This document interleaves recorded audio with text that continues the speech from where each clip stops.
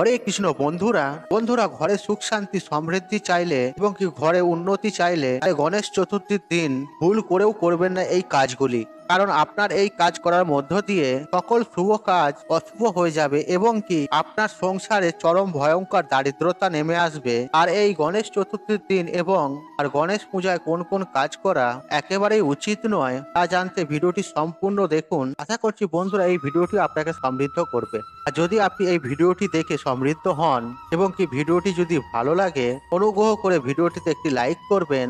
পারলে ভিডিওটি বন্ধু বান্ধব আত্মীয় জনদের সাথে শেয়ার অবশ্যই করবেন। আর গণেশ চতুর্থী আসতেই চলেছে, এই ভিডিওটি সবাই পেলে উপকৃত পাবেন এবং আপনাকে ধন্যবাদ জানাবেন। আর আপনি যদি বাবা সিদ্ধিদাতা গণেশের আশীর্বাদ কৃপা লাভ করতে চান তাহলে কমেন্টে অবশ্যই লিখুন ওম গং গণেশায় নমঃ এবং কি জয় সিদ্ধিদাতা গণেশের জয়।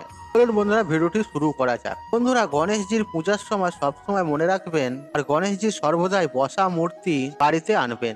কখনোই দণ্ডায়মান গণেশজির মূর্তি বাড়িতে আনবেন না। আর যদি একান্তই এনে থাকেন তাহলে সেই মূর্তি কিন্তু পূজা করবেন না। আর সর্বদাই কিন্তু গণেশজির বসা মূর্তি পূজা করবেন, তবেই কিন্তু গণেশজির কৃপা আশীর্বাদ ধন্য করতে পারবেন।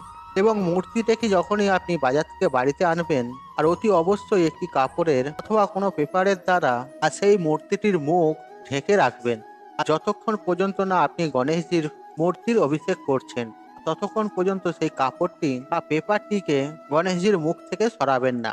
আর দ্বিতীয়ত, যখনই আপনি গণেশজির মূর্তিটিকে পূজার জন্য কোনো স্থানে প্রতিষ্ঠা করছেন বা বসাচ্ছেন তখনই কোনো একটি উঁচু স্থানে বসাবেন। আর যদি সম্ভব হয় একটি জলচৌকির উপর লাল অথবা হলুদ কাপড় রেখে আপনি এই গণেশজির মূর্তিটিকে বসাতে পারেন। কিন্তু ভুলেই কখনোই গণেশজির মূর্তিটিকে বাড়ির মেঝেতে বসাবেন না। আর গণেশজির মূর্তিটিকে বসানোর সময় একটি বিষয় অবশ্যই খেয়াল রাখবেন যে আর মূর্তিটিকে সর্বদাই উত্তর পূর্ব দিকে রাখবেন। আবারও বলছি বন্ধুরা, মূর্তিটিকে রাখবেন। বন্ধুরা এখানে কিন্তু গণেশজির মুখের কথা বলা হয়নি। আর মূর্তিটিকে উত্তর পূর্ব দিকে রাখবেন এবং গণেশজির মুখকে দক্ষিণ মুখে করে রাখবেন। এবং আপনি যখন গণেশজির পূজা করবেন তখন আপনার অভিমুখ হবে উত্তর পূর্ব দিক অথবা উত্তর দিক বা পূর্ব দিক। কিন্তু কখনোই ভুলেও গণেশজির মূর্তিটিকে দক্ষিণ দিকে বা পশ্চিম দিকে রাখবেন না। আর বাস্তু মতে আমাদের গৃহে উত্তর পূর্ব দিককে বলা হয় ঈশান কোণ। এই কোণটি সব থেকে পবিত্র স্থান হিসেবে গণ্য করা হয়। আর যেই কারণে গণেশজির মূর্তিটিকে উত্তর পূর্ব কোণে রাখার বিধান দেয়া হয়েছে। আর গণেশজির পূজার প্রারম্ভে দেখে নিতে হবে যে স্থানে আপনি গণেশজির পূজা করছেন সেই স্থানে ভাঙা বা পরিত্যক্ত অপরিষ্কার কোনো জায়গা রয়েছে কিনা। আর যদি থাকে সেগুলি অবিলম্বে সরিয়ে ফেলুন এবং পরিষ্কার পরিচ্ছন্ন করে রাখুন। আর যদি কিছু ভাঙা টুকরো থাকে, কাঁচ থাকে, এগুলো সরিয়ে রাখুন এবং ওই স্থানে অবশ্যই কিন্তু কোনরূপ কোনো মাকড়সার জাল রাখবেন না। সেগুলি থাকলে অবিলম্বে সরিয়ে ফেলুন, কারণ এগুলি কিন্তু প্রবল রূপে বাস্তু দোষ সৃষ্টি করে। ফলে আপনি গণেশজির পূজা করলেও সেই পূজা কখনোই কিন্তু সার্থক হয় না। বন্ধুরা 4 নম্বর বিষয়টি হলো গণেশ পূজার দিন ভুল করেও কন্যা জাতির অপমান করবেন না। আচ্ছা, সে আপনার মা হতে পারে অথবা আপনার বোন হতে পারে অথবা স্ত্রী। আর ভুলেও কিন্তু এই দিন কন্যা জাতির অপমান একদমই করবেন না। আর নারীকে সর্বদাই লক্ষ্মীর অবতার হিসেবে মনে করা হয়েছে এবং আর গণেশজির পূজার সঙ্গে দেখবেন অনেক জায়গায় লক্ষ্মী পূজারও চল রয়েছে। আর বলা যেতে পারে লক্ষ্মী পূজার সময়ও দেখবেন অনেক জায়গায় একই সঙ্গে গণেশজিরও পূজা করা হয়ে থাকে। তাই লক্ষ্মী এবং গণেশ পরস্পরের সঙ্গে সম্পৃক্ত। আর নারী জাতি সেই লক্ষ্মীরই প্রতিনিধি। আর সেই কারণে এই গণেশ চতুর্থীর দিন ভুলেও স্ত্রী জাতিকেও অপমান করবেন না আর চোখে জল ফেলবেন না। এতে আপনার সমস্যা বাড়বে, কমবে না। আর 5 নম্বর বিষয়টি হলো, আর এটি অত্যন্ত গুরুত্বপূর্ণ যে গণেশ পূজার সময় আর গণেশজিকে কখনোই তুলসী পাতা নিবেদন করবেন না। আর গণেশ পূজার ক্ষেত্রে তুলসী পাতা নিষিদ্ধ। এর পেছনে যে কারণ রয়েছে তা হলো পৌরাণিক কথা অনুযায়ী একবার তরুণ গণেশ বনের মধ্যে ধ্যানমগ্ন ছিলেন। তার মোহনীয় রূপে মুগ্ধ হয়ে তুলসী দেবী গণেশের প্রতি আকৃষ্ট হন এবং তাকে বিবাহের ইচ্ছা প্রকাশ করেন। আর গণেশ জানান তিনি ব্রহ্মচারী, প্রেম বা বিবাহ তার পক্ষে অসম্ভব। আর তুলসী দেবী তা অভিশাপ দেন এই বলে গণেশের ব্রহ্মচর্য স্থায়ী হবে না। আর অত্যন্ত ক্ষুব্ধ হয়ে গণেশজি তার পাল্টা অভিশাপ দেন তুলসী দেবীকে। আর সেই অভিশাপে জলন্ধর অসুরের সঙ্গে বিবাহ হয় তুলসীর। আর তুলসী গণেশকে চিনতে পেরে তার কাছে ক্ষমা চান। আর গণেশের রাগ কিছুটা কমলে তিনি জানান তুলসী দেবতা প্রাপ্ত হবেন, কিন্তু গণেশের পূজায় তুলসী ব্যবহৃত হবে না এবং সেই থেকে গণেশ পুজোতে তুলসী পাতা নিষিদ্ধ। তবে বিষ্ণুর বরদানে তুলসী পাতাকে সকল পুজোর সাথে ব্যবহার করা যায়। তাই গণেশজির পূজার ক্ষেত্রে কখনোই তুলসী পাতা ব্যবহার করবেন না, কিন্তু পূজার পর প্রসাদে তুলসী পাতা অবশ্যই দিয়ে রাখতে পারেন। তা একান্তই আপনার ঐচ্ছিক বিষয়। আর 6 নম্বর বিষয়টি হলো গণেশ পূজার দিন অর্থাৎ গণেশ চতুর্থীর দিন ভুলেও কিন্তু চুল, দাড়ি, নখ এগুলি কাটবেন না। যদিও এবছরে গণেশ চতুর্থী পড়েছে শনিবার দিন, আর এই দিন আমাদের শাস্ত্র অনুযায়ী একেবারেই চুল, দাড়ি বা নখ কাটা নিষিদ্ধ বলে হিসেবে গণ্য করা হয় এবং তার উপর গণেশ পূজা। সুতরাং এই গণেশ চতুর্থীর দিন ভুলেও কিন্তু চুল, দাড়ি, নখ এগুলিই কিন্তু কাটবেন না।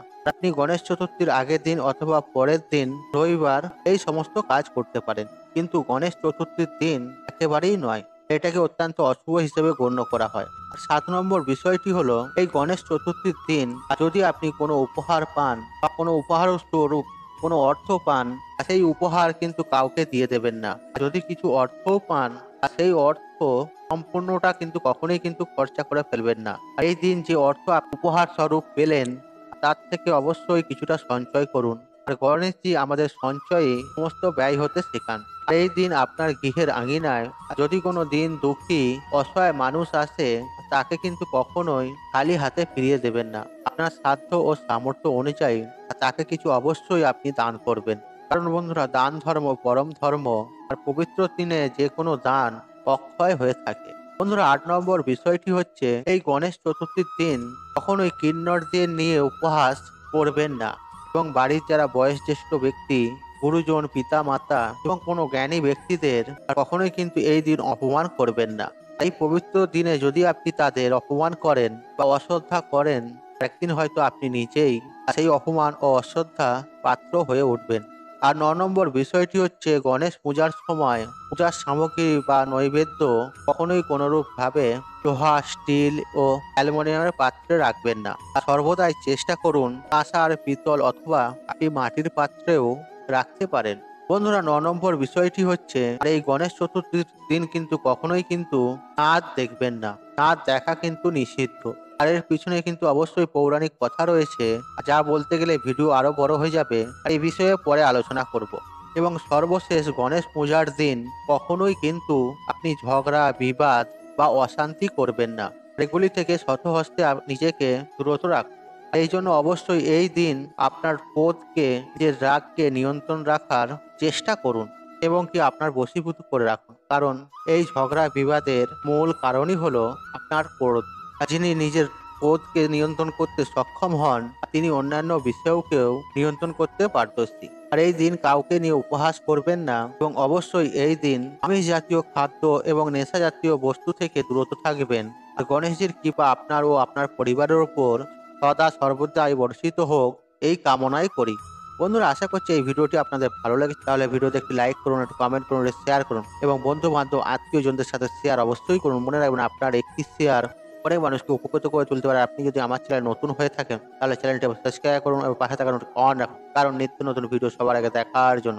ঈশ্বর আপনার মঙ্গল করুক, আপনি সুস্থ থাকুন, নিরোগ থাকুন, আপনার দিন মঙ্গলময়। হরে কৃষ্ণ কৃষ্ণ কৃষ্ণ হরে হরে।